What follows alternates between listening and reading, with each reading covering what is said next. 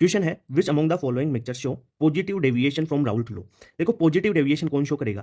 पहला वाला है इथेनॉल प्लस एसीटोन, एल्कोहल और acetone, chloroform acetone, phenol, aniline, nitric acid और वाटर। तो फर्स्ट वाला करेक्ट होगा। देखो बेसिक कॉन्सेप्ट बताता हूँ कैसे क्वेश्चन को सोल्व किया जाता है।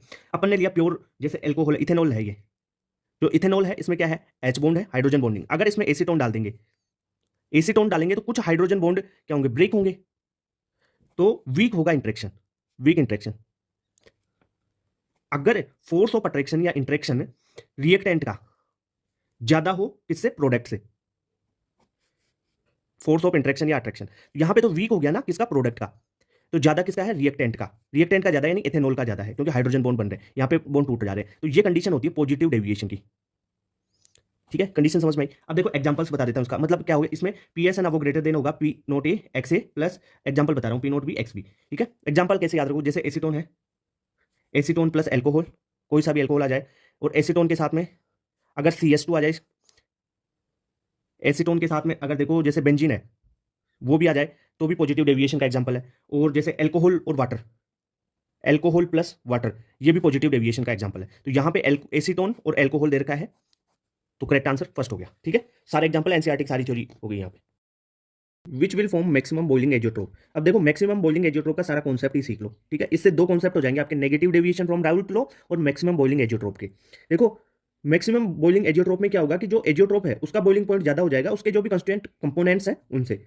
जो मैक्सिमम बॉइलिंग एजियोट्रोप है वो नेगेटिव डेविएशन शो करते हैं राउल्ट लॉ में, यानी negative deviation from Raoult law के जो भी एग्जांपल है वो मैक्सिमम बॉइलिंग ऑफ एजियोट्रोप के एग्जांपल है। फॉर एग्जांपल अपन देखें HNO3 प्लस H2, एनसीईआरटी में देखा 68% HNO3 और 32% H2 लेते हैं, तो इसका जो मिक्सचर बनेगा वो मैक्सिमम बॉइलिंग एजियोट्रोप बनता है। अब इसके एग्जांपल कैसे याद रखोगे वो भी बताता हूं। एसिड के साथ वाटर, कोई सा भी एसिड हो उसके साथ में वाटर आ जाए, HNO3 plus water, HCl plus water, H2SO4 plus water, कोई भी एसिड हो, ऑर्गेनिक हो, इनऑर्गेनिक हो, उसके साथ में वाटर हो, वो आ जाएगा मैक्सिमम बॉइलिंग एजियोट्रोप या negative deviation from Raoult law.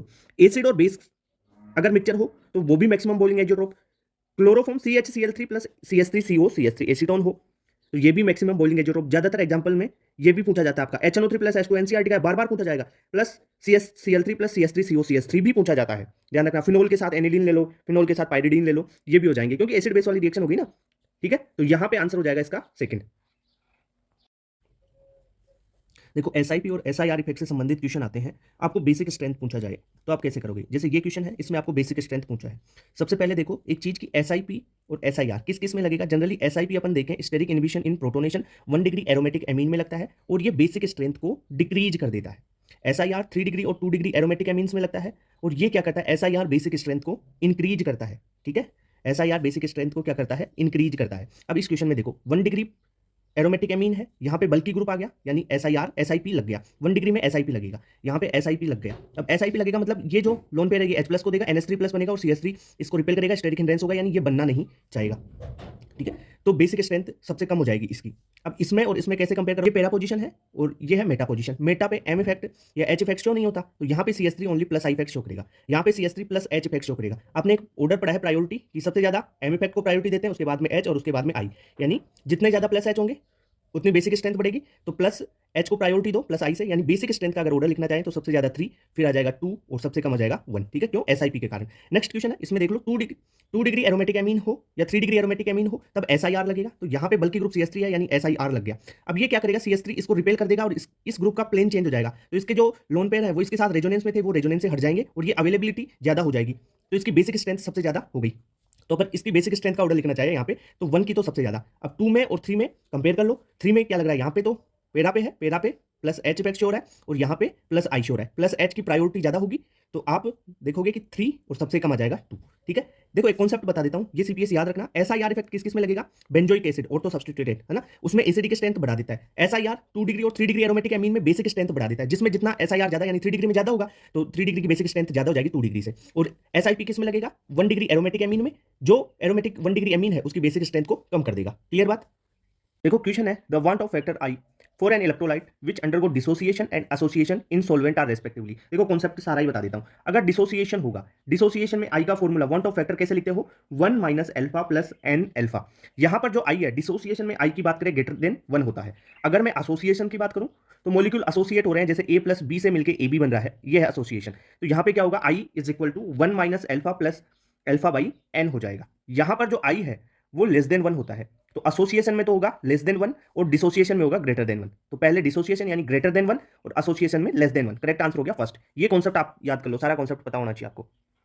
Question है the elevation in boiling point. देखो बॉइलिंग पॉइंट के बारे में दे रखा है, elevation in boiling point of A solution of non volatile, non electrolyte and non associating solute in solvent, जिसका केबी दे रखा है x, ठीक है, इज y। देखो elevation in boiling point y दे रखा है और उसका केबी दे रखा है x, और आपको पूछा क्या है, the depression in freezing point. देखो डिप्रेशन इन फ्रीजिंग पॉइंट पूछा है, बॉइलिंग पॉइंट की चीजें दे रखी है। ऐसा क्वेश्चन आ सकता है, मैंने एक्स वाई के रूप में दिया, आपको वैल्यूज के रूप में भी आ सकता है क्वेश्चन। तो आप क्या करोगे, डेल्टा टीबी का फॉर्मूला क्या होता है, केबी इंटू एम। आई नॉन एसोसिएटिंग नॉन इलेक्ट्रोलाइट है तो आई बराबर 1 है, तो आई को तो छोड़ दो, ठीक है। तो डेल्टा टीबी कितना दे रखा है, देखो एलिवेशन इन बॉइलिंग पॉइंट दे रखा है तुम्हारा y, ठीक है, और केबी दे रखा है x, तो ये y is equal to x into m molality. तो यहां से मोलेलिटी निकाल लेंगे, y अपॉन x हो जाएगी, और डेल्टा टीएफ के फॉर्मूले में रख दो, डेल्टा टीएफ बराबर केएफ इंटू एम। अब केएफ की वैल्यू आपको दे रखी है, देखो KF of the solvent is Z, KF की वैल्यू जेड दे रखी है, एम की वैल्यू अपन ने यहां से निकाल के यहां पुट कर देंगे, तो y अपॉन x, ये आ गया डेल्टा टीएफ निकल के। आपको यही तो पूछा था, depression in freezing point Z Y by X, तो Z Y by X correct answer हो गया सेकंड।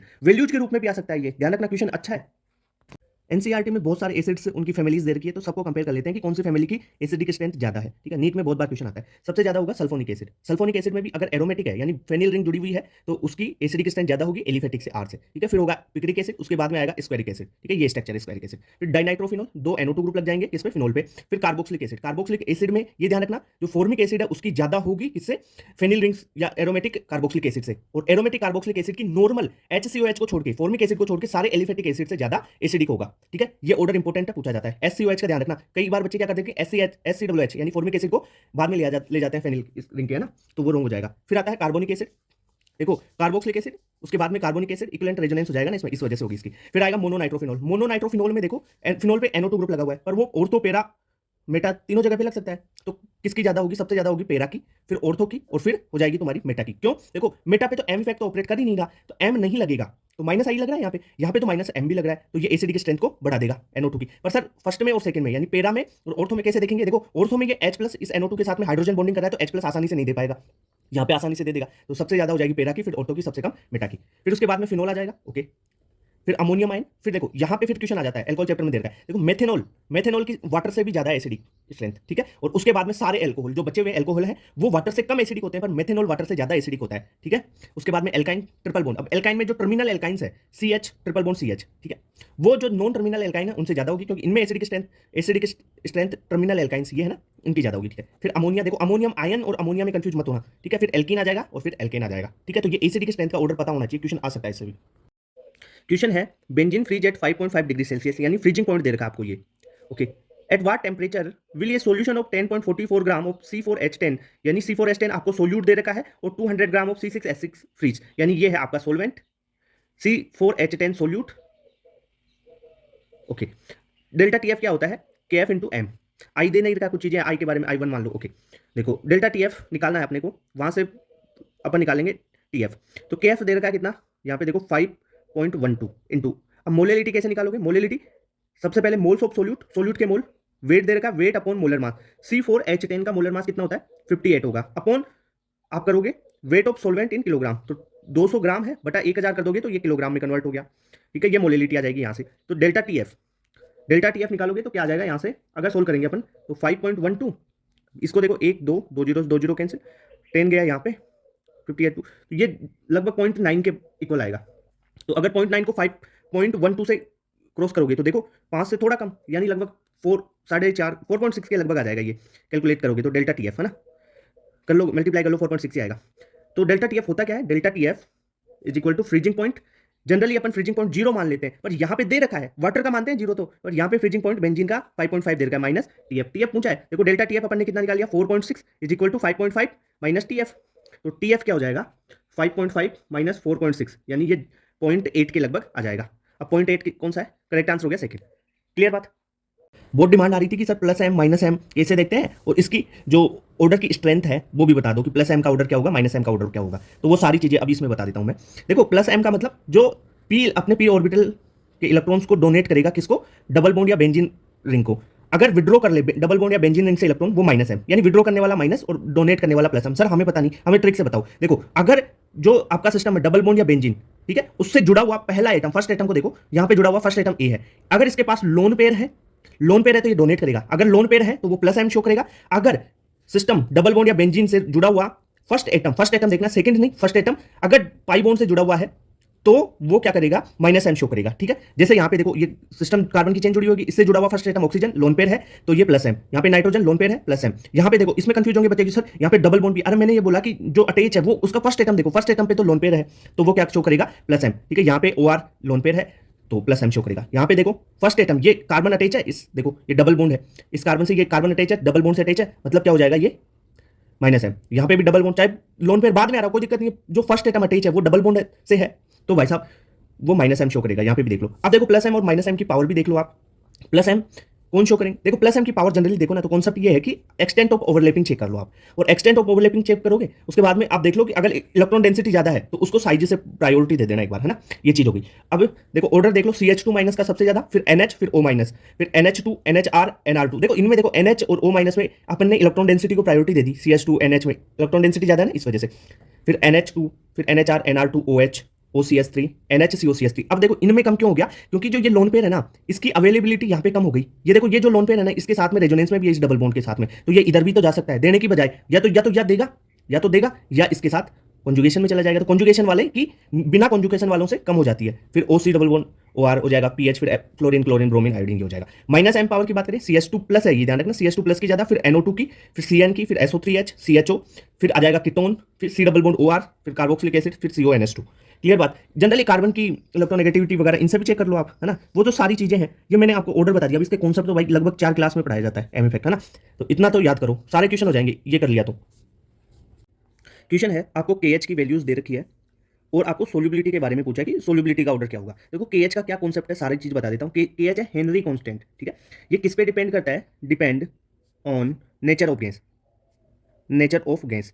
जो KH है अपन बात करें सोल्यूबिलिटी के साथ रिलेशन होता है इसका इनवर्सली, सोल्यूबिलिटी ऑफ गैस अगर बढ़ेगी तो KH घटेगा, KH घटेगा सोल्यूबिलिटी ऑफ गैस बढ़ेगी। ठीक है, अगर टेम्परेचर के साथ इसका रिलेशन देखें तो डायरेक्टली प्रोपोर्शनल होगा, टेम्परेचर बढ़ाने पर KH बढ़ने पर, टेम्परेचर बढ़ाने पर KH बढ़ेगा। ठीक है, इतनी चीजें हो गई। अब देखो सोल्यूबिलिटी देख लो, KH का ऑर्डर KH के इनवर्सली प्रोपोर्शनल है, सबसे ज्यादा KH किसका है, ऑर्गन का, तो सबसे कम सोल्यूबिलिटी किसकी होगी, आर्गन की, तो सबसे कम आर्गन की। आर्गन के बाद में देखो उससे बड़ा CO2 है, उससे बड़ा CO2। ठीक है, सोल्यूबिलिटी में भाई ये छोटा होगा, KH छोटा होगा तो सोल्यूबिलिटी ज्यादा होगी ना, ये देख इनवर्स रिलेशन है, वही बात कर रहा हूँ। तो करेक्ट आंसर हो जाएगा तुम्हारा सेकंड, सबसे कम देखो KH इसका है तो सोल्यूबिलिटी सबसे ज्यादा हो जाएगी SCHO फॉर्मिक एल्डिहाइड की। ठीक है, तो करेक्ट आंसर सेकंड हो गया। सिंपल सा क्वेश्चन है, आपको बॉइलिंग पॉइंट का ऑर्डर दे रखा है और पूछा है वेपर प्रेशर हाईएस्ट किसमें होगा। ठीक है, जो वेपर प्रेशर है वो इनवर्सली प्रोपोर्शनल होता है बॉइलिंग पॉइंट के। आपको वेपर प्रेशर हाईएस्ट पूछा यानी लोवेस्ट बॉइलिंग पॉइंट आपको देख लेना है, जो लोवेस्ट बॉइलिंग पॉइंट जिसका होगा वो ही हाईएस्ट वेपर प्रेशर देगा, यानी CH3OH जो मेथेनॉल है उसका हाईएस्ट होगा। तो करेक्ट आंसर हो गया सेकंड। देखो क्वेश्चन है, calculate the weight of non volatile solute having molecular weight 40 which should be dissolve in 57 gram octane to reduce it vapour pressure to 80%। ठीक है, देखो सोल्यूट का मोलिकुलर वेट दे रखा है और आपको उसका वेट पूछा है, सोलवेंट के बारे में दे रखा है, ऑक्टेन है और उसका वेट भी दे रखा है। ऑक्टेन का अगर मोलिकुलर वेट निकालोगे तो आप 114 हो जाएगा, ऑक्टेन है C8 के लिए तो 114 होता है। अब यहाँ पे कॉन्सेप्ट क्या लगेगा, कॉन्सेप्ट है जो आपने वेपर प्रेशर में लोअरिंग पढ़ी है ना, उसमें मैंने फॉर्मूले बताए हुए होंगे आपको कि P0 minus PS upon PS is equal to NB upon NA, या इसे मोलेलिटी हो तो molality into molar mass of solvent upon 1000, ये कर सकते हैं। ए है सोलवेंट के लिए और बी होता है सोल्यूट के लिए। अब देखो यहाँ पे एक चीज और बोल रखी है कि reduce to it vapour pressure to, by नहीं टू लिख रखा है, टू 80%, यानी इसका मतलब क्या है कि जो PS है वो 80% हो गया P0 का, यानी 80% का मतलब 80/100 P0, यही है। तो रख दो, वैल्यू रखो, काम हो जाएगा आपका। देखो NB अपॉन NA नहीं है, आप मोलेलिटी वाले फॉर्मूले से कर लो। ठीक है, तो P0 माइनस PS कितना है 80/100 P0 upon PS by 80/100 P0 is equal to molality, जो मोलेलिटी है क्या है, वेट ऑफ जो moles of solute upon weight kilogram में सोलवेंट का। अब सोल्यूट के मोल कैसे निकालोगे, वेट बटा मोलर मास से, तो वेट तो आपको पूछा ही है, सोल्यूट का वेट तो पूछा ही है, मोलर मास दे रखा है 40 अपॉन क्या कर दोगे, अब सोलवेंट का लिखना है तो सोलवेंट का देखो 57 ग्राम है और उसका मोलिकुलर वेट है 114, 57 ग्राम तो 57 अपॉन 1000 किलोग्राम में लिखना होता है, into molar mass of solvent तो 114 ओके इंटू 1000 फॉर्मूले का। यहां से अपन देखो P0 से P0, ये देखो P0 यहाँ पे कॉमन ले लेंगे तो P0 से P0 कैंसिल हो जाएगा ना, ऐसे कर लो। देखो P0 कॉमन लिया 1 माइनस 80/100 और नीचे क्या बच रहा 80/100 P0 is equal to weight by 40 into 114। अब देखो ये 57 यहाँ पे आ जाएगा, इंटू 1000 से ये कैंसिल हो गया। क्लियर बात। तो देखो पी नोट से ये पी नोट कैंसिल, तो यहाँ पर अगर डब्लू निकालोगे, डब्लू डब्लू निकालोगे तो 5 ग्राम आ जाएगा। क्लियर बात। तो करेक्ट आंसर है क्या इसमें, देखो सेकंड वाला करेक्ट आंसर हो गया। तो कॉन्सेप्ट आना चाहिए, फॉर्मूला याद कर लो। ये relative lowering in vapour pressure नहीं है, relative lowering in vapour pressure नहीं है, ये यहाँ पे पी नोट होता है, वहां पे ये अलग ही फॉर्मूला है, ध्यान रखना। ये फॉर्मूला काम आएगा आपका बहुत जगह। क्वेश्चन है, आपको ये एस्टर दे रखा है, इसकी reaction CH3 MgBr Grignard reagent है की प्रेजेंस में करवाओ, और ग्रिग्नार्ड रिएजेंट पे आपको एक्सेस में दे रखा है, फिर करवाना है इसका हाइड्रोलिसिस H2 यानी प्रोटोनेशन। अब रिएक्शन कैसे होगी, रिएक्शन की क्या मैकेनिज्म है, सारा कॉन्सेप्ट डिटेल से समझा देता हूँ। इस टाइप के कोई भी क्वेश्चन आए तो ऐसे कर लोगे आप। देखो क्या दे रखा है, CH3 CH2 C double bond O OCH3, इस पे करवानी किसकी रिएक्शन, CH3 MgBr।